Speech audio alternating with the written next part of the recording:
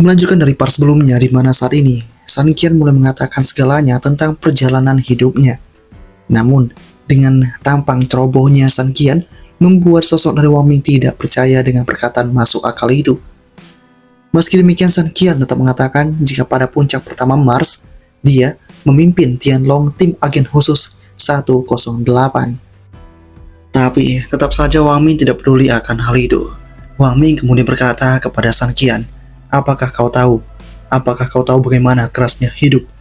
Aku diuji, keluar dari sebuah desa kecil. Aku merupakan kebanggaan desaku. Tapi, pada hari pertama ketika aku sampai di tempat ini, aku sudah tahu bahwa aku bukan apa-apa. Titik awalku menjadi sangat rendah. Jadi, aku melepaskan cita-citaku dan hanya ingin bekerja keras, sehingga aku dapat menjalani kehidupan biasa saja. Dalam setiap situasi, tidak peduli seberapa keras aku bekerja, tidak peduli betapa beruntungnya aku, itu akan diambil setidaknya 10-20 tahun sebelum aku bisa memiliki rumah dan mobil di kota ini." Sebenarnya, sudah jelas sejak awal kalau Xiao Fei tidak bisa menungguku selama 3 tahun. Itu bahkan lebih buruk dari sekarang. Sehari-hari, aku tidak tahu apakah aku bisa hidup sampai hari esok. Aku tidak tahu kapan Hong Zizu dan Tinan akan meninggalkanku. Aku juga tidak tahu kapan Gu Master lainnya akan muncul. Tapi yang aku tahu, aku ingin hidup. Kini San Qian mengatakan, "Kau tampaknya bisa pergi lebih jauh." Wang Ming kembali berkata, "Tidak, aku takut sekali dengan kematian, tapi aku juga serakah. Karena aku tidak sama, aku hanya ingin menang sekali." San Qian yang mendengar itu berkata, "Sebagai manusia, tidak peduli bagaimana kita hidup untuk uang, atau untuk kebaikan kita sendiri, atau untuk orang lain, kita pasti akan mati dengan cara yang baik." San Qian menambahkan, "Semakin besar kekuatanmu, semakin besar tanggung jawabmu, atau lainnya. Jika pikiranmu tidak sesuai dengan posisimu, kau akan menghadapi bahaya.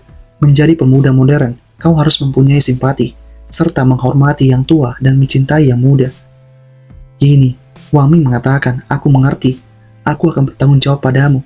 Selama aku bisa punya makanan untuk perutku, aku tidak akan membiarkanmu kelaparan.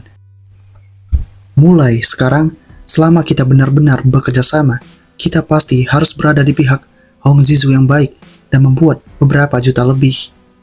Yah, Pak Tua tahu, rencana ini cukup bagus.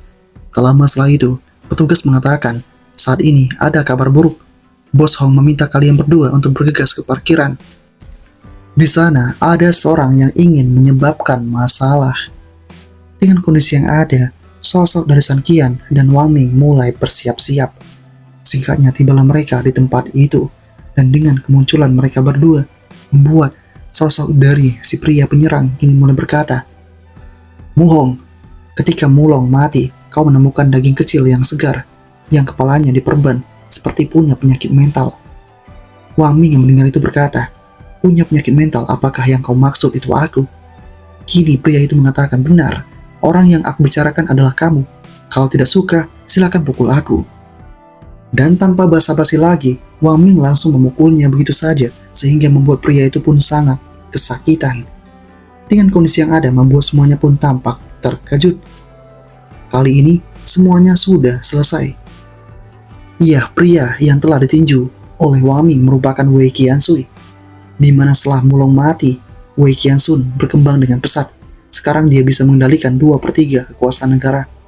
Kali ini, bos wanita mengatakan kepada Wang Ming, "Bukankah kau seharusnya menggunakan ilmuku? Kau seharusnya hanya menakutinya." Wang Ming pun kini berkata, "Kenapa tidak bilang dari awal? Bukankah kau sangat bermusuhan? Apakah kau masih takut sama mereka?" Tak lama kemudian, Wei Qiansui menyuruh para pasukan untuk menyerang ke arah Wang Ming itu. Tapi dengan mudahnya, Wang Ming menghancurkan mereka semua dan mengalahkan mereka semua. Saat ini, Mu Hong tidak ingin ikut campur dalam keadaan ini. Karena baginya, Wang Ming ini tidak mau mendengar perkataannya. Biarkan Wang Ming menderita untuk sementara. Di saat ini terjadi, si kakek pun tahu ada kepedulian dari Mu Hong ini. Sepertinya punya kasih sayang terhadap Wang Ming. Sepertinya kasih sayang telah berhasil dilakukan. Meski demikian, Mu Hong mengatakan kepada Airan, "Apa yang terjadi di sini disebabkan oleh Wang Ming sendiri. Biarkan dia menyelesaikannya. Kita tak perlu membantu." Kemudian Wang Ming berkata dalam hatinya, "Selama aku tak mati, regenerasiku akan sangat cepat. Aku tak punya waktu untuk berlatih, jadi hanya bisa mencobanya seperti ini. Ya, pertarungan demi pertarungan dihadapi oleh Waming. Tapi, serangan seperti itu tidak melukainya. Waming dengan cepat membinasakan pria itu begitu saja. Tak lama kemudian, Waming benar-benar mengalahkan semuanya. Kali ini tebasan demi tebasan dilakukan oleh Waming di tempat itu, sehingga membuat banyak pihak tampak sangat terkejut tidak menyangka. San Qian yang mengetahui ini kemudian berkata, bakat anak ini benar-benar hebat.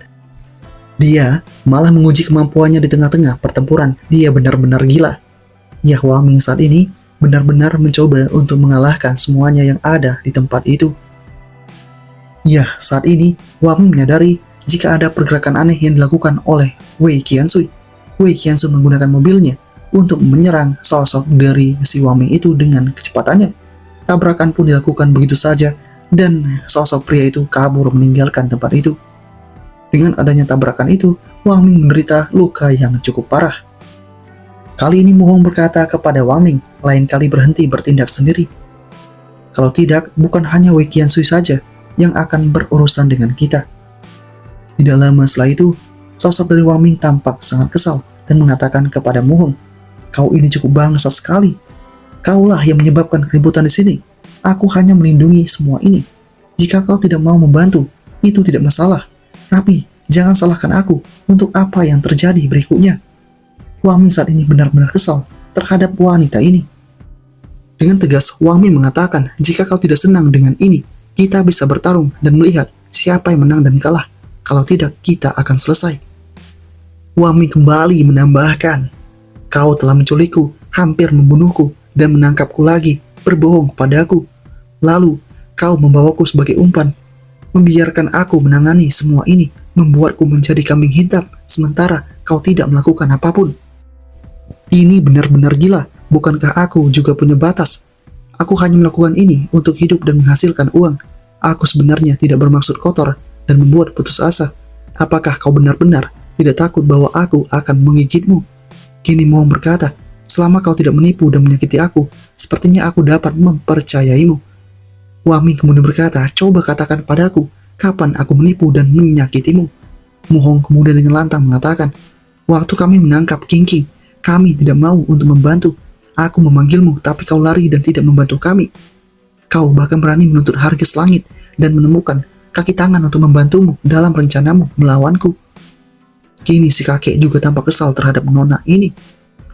Karena saat ini nona ini tidak mau untuk disalahkan.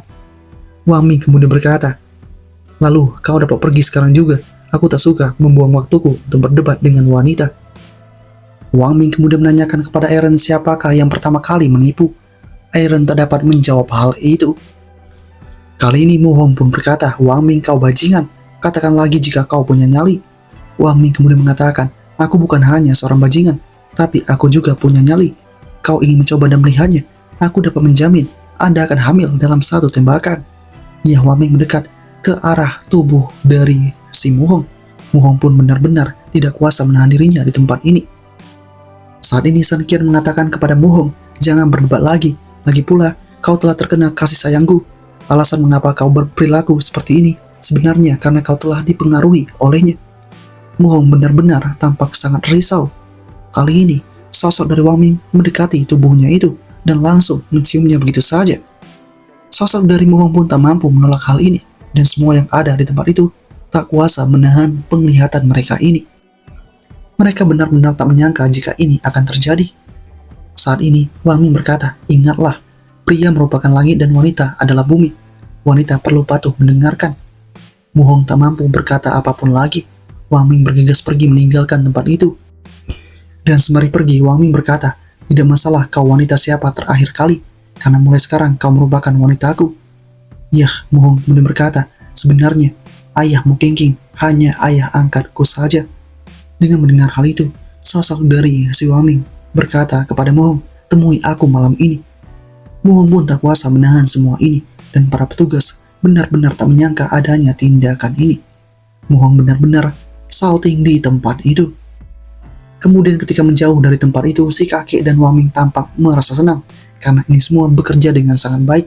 Itu sangat ampuh untuk mengalahkan para wanita. Sementara itu, di tempat yang berbeda, kita pun diperlihatkan dengan Wei Qiansui yang kini mengatakan kepada tuanya, saya gagal. Saya tak tahu dari mana orang itu berasal. Dia bahkan bertarung dengan sangat baik, dan dia tidak takut mati. Tuan pun mengatakan tidak takut mati, apakah dia belum mati? Kini Wei Qiansui mengatakan, pada akhirnya, aku mengemudikan mobil dan mengirimnya terbang. Jika dia tidak mati, dia akan lumpuh. Tolong beri aku kesempatan lagi. Aku pasti akan melenyapkan pasukan Mulong yang tersisa. Kini Tuan mengatakan, aku kasih waktu 3 hari lagi. Wei Qiansui benar-benar berterima kasih dengan adanya hal ini. Dia kemudian langsung menyantap pil itu dengan seketika. Setelah berhasil mendapatkannya, Wei Qiansui kini tampak semakin pede. Tak lama kemudian dia bertemu dengan Zhang Qian. Di sana Wei tampak terkejut. Zhang Qian kini menanyakan kepada Laui apakah dia sehat. Wei pun berkata, iya, tuan muda. Zhang, jangan khawatir. Bahkan jika aku menjadi gila, aku masih akan mengingatmu dengan baik. Aku tidak akan menyakitimu. Zhang Qian kemudian mengatakan, Wei, tolong bantu aku. Ada anak nakal bernama Wang Ming. Dia merupakan teman sekelasku di universitas. Dia menyinggung diriku. Cari dia, kemudian potong tangan dan kakinya. Wei pun mengerti akan hal itu. Sebelum itu juga, Zhang Qian mengatakan, tunggu dulu. Ketika kau mendapatkan dia, jangan melakukan apapun. Bawa dia padaku. Aku ingin melihat kedua tangan dan kakinya terpotong. Wei Qiansui mengerti akan hal itu. Tak lama kemudian, Zhang Qian bertemu dengan ayah yang merupakan tuan alias bos. Kini si ayah mengatakan, siang, kau sudah lulus. Sudah waktunya bagi kamu untuk terbiasa dengan bisnis perusahaan. Zhang Qian yang mendengarnya berkata, tapi aku masih mau main. Ayah yang mendengar itu berkata, tidak ada banyak waktu. Kelompok Yawang, kita akan memasuki fase baru yang akan memberikan kita kesempatan untuk mengubah dunia. Semua ini untukmu. Mau tidak mau, Zhang Qian akan sepakat. Kini kita pun diperlihatkan dengan sebuah lab yang sedang mengerjakan sesuatu. Sementara itu di lain lokasi, Wang Ming sedang berlatih tinju dengan Iron. Di sana, Wang Ming berkata kepada Iron, kenapa kau belum mengenaiku dari pertama kita mulai? Mendengar hal itu, Iron mengatakan, kakak, ini sudah 3 jam lebih, kenapa kau masih belum lelah? Mendengar hal ini, Wang Ming berkata, kalau kau capek, gantian dengan yang lain, naik dan latihan. Tapi sayangnya tidak ada satupun yang bisa berlatih lagi dengan si Wang Ming. Semuanya telah kecapean dan letih. Dengan kondisi ini membuat Wang Ming mengatakan jika mereka akan melanjutkan ini semua besok hari. Singkatnya, Wang Ming pun kemudian kembali ke kamar dan berhasil membersihkan dirinya. Tidak disangka, saat kemudian datanglah Mu Hong di tempatnya itu. Wang Ming sangat terkejut dengan kedatangannya ini. Di sana, Wang Ming langsung mengajaknya untuk langsung berbincang begitu saja. Wang Ming menanyakan untuk apa Mu Hong kesini. Mu Hong kemudian langsung mengatakan, aku minta maaf karena bersikap kasar padamu tempo hari. Terima kasih sudah menyelamatkanku. Aku juga ingin mengucapkan terima kasih karena telah membiarkan ayahku beristirahat dalam damai. Ya, ciuman kembali didapatkan oleh Wang Ming di tempat itu. Dan sosok dari Mu Hong mengatakan selamat malam kepada Wang Ming. Wang Ming pun kini menyadari kebahagiaan telah muncul. Di sela-sela malam dia mengatakan terima kasih. Perasaan terima kasih dari seseorang ini tidak begitu buruk. Di hari berikutnya, mereka semua pun kini mulai menyantap makanan yang tersedia. Mereka berpesta di tempat itu. Tak tanggung-tanggung mereka juga mabuk-mabukan di tempat itu sehingga membuat sosok dari Mu Hong tampak sangat kesal. Mu Hong kemudian mengatakan dengan lantang kepada Wang Ming, kau, seorang pecundang tetaplah pecundang. Kemampuanmu tidak seberapa, tapi kau benar-benar sangat boros sekali. Bahkan cara kau makan begitu jahat. Aku tak pernah berpikir bahwa kau dapat punya kehidupan yang baik, bahkan dengan uang sekalipun. Semuanya pun tampak terdiam dengan adanya hal yang semacam ini. Iron pun kemudian bergegas pergi meninggalkan tempat itu. Dan ketika ini terjadi, Zhang Qian mengatakan kepada Wang Ming, tadi itu merupakan tahap wanita pemberontak. Semakin dia marah padamu, semakin dia mencintaimu. Kini Wang Ming berkata, sebenarnya apa yang dia katakan tentangku itu benar semuanya. Aku tak pernah menyangka bahwa aku dari kelas bawah dan saat ini mencoba untuk menaiki puncak ini secara perlahan. Si kakek yang mendengar itu berkata, tidak apa-apa, janganlah diambil hati. Anak muda, masa depan masih panjang. Bukankah dia hanya seorang wanita, bukan masalah besar. Tak lama setelah itu, Wang Ming mendengar suara aneh dari arah belakangnya. Ternyata ada para pasukan yang kini datang untuk mengapungnya. Ini merupakan pasukan dari Gao Xiang. Saat ini, Wang Ming mengatakan, keberuntunganku bisa cepat bertemu denganmu. Di sana Gao Xiang mengatakan, iya, aku sudah begitu lama mencarimu, tapi kau akan berakhir di hadapanku, tak dapat melarikan diri lagi. Di sana dengan pedenya Gao Xiang mengatakan, kau mungkin tidak tahu, tapi nama asliku adalah Zhang Qiang, perusahaan Yawang milik keluargaku. Hanya untuk menghindari terjerat dengan orang miskin seperti dirimu di sekolah, aku disebut Gao Xiang. Kemudian Wang Ming pun berkata, kau tidak tahu kalau banyak bicara itu bisa membuatmu mati. Gao Xiang yang mendengar itu berkata, sangat lucu. Kau pikir kau hebat hanya karena kau bisa bertarung sedikit? Kalau kau punya nyali, jangan lari. Para pasukan pun dikerahkan oleh Gao Xiang untuk menangkap sosok dari si Wang Ming itu. Pertarungan pun tidak dapat terelakkan lagi. Kali ini, seorang pria, anak buah dari Gao Xiang mencoba untuk maju. Pria ini merupakan Shen Han, lulusan dari sekolah militer polisi. Dia sudah cukup untuk menangani Wang Ming, tapi tidak sangka Wang Ming berhasil menjatuhkannya hanya dengan kelapa saja.